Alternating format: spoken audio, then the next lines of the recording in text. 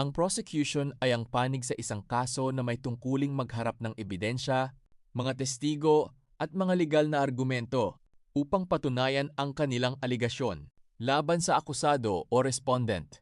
Gayunpaman, ang pangunahing tungkulin ng mga prosecutor ay hindi lamang ang magpa-convict ng isang tao.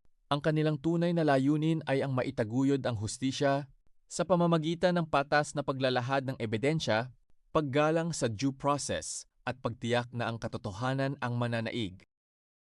Hindi sila dapat maghangad ng conviction at all costs, kundi ng makatarungang resulta batay sa batas at ebidensya. Ang trabaho ng prosecution ay magpresenta ng ebidensya para patunayan ang kaso at hindi lang magpa-convict. Ang tunay nilang tungkulin ay maghanap at magtaguyod ng hustisya.